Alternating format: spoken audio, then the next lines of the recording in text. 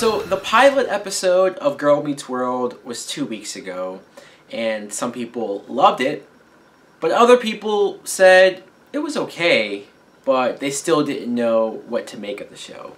So now we finally have episode 2 entitled Sneak Attack, so let's see if it's just as good as the pilot. We see Riley, the main character, the daughter.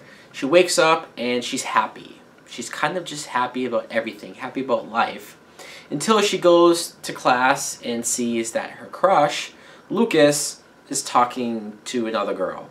And she kind of just has a complete meltdown, especially in the middle of class where her friend Maya is trying to get her to leave, be excused, and she can't even get the words out to say that.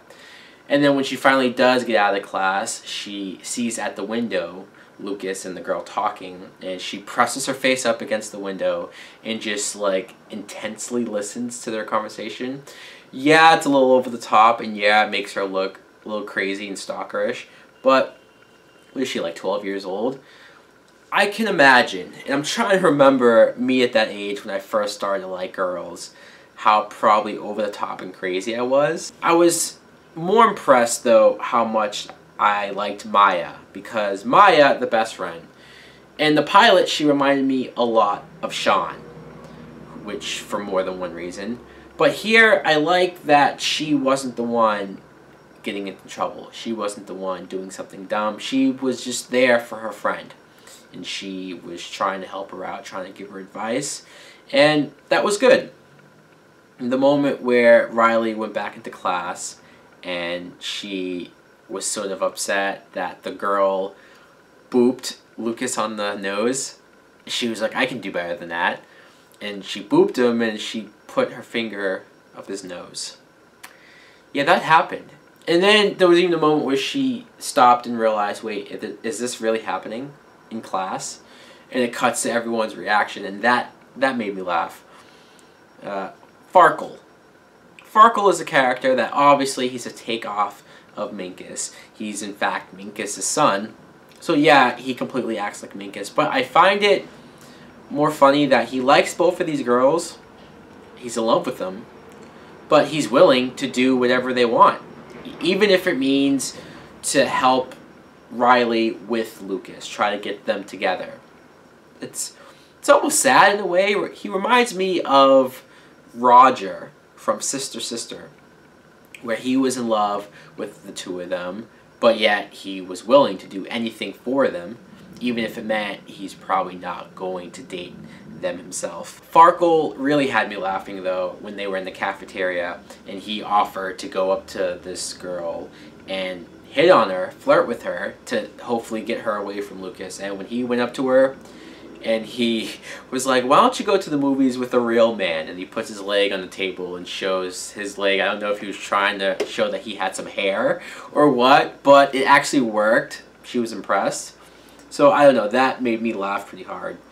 And of course they end up all getting detention, mostly because the girl wanted to get Lucas alone, so she had them both get detention.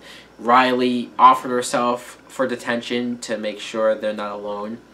And Corey's reaction to his daughter wanting detention, I loved. He was just like, you do? It was a line.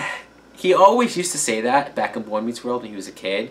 He always used to respond to other people with, you do? So it's good that this show is dealing with the fact that she can like a guy, and she even thought she should be doing the same thing as the other girl. But Maya, like I said, good friend, was like, no, you don't have to be a slut, basically. You don't have to go to a level that you're not ready for.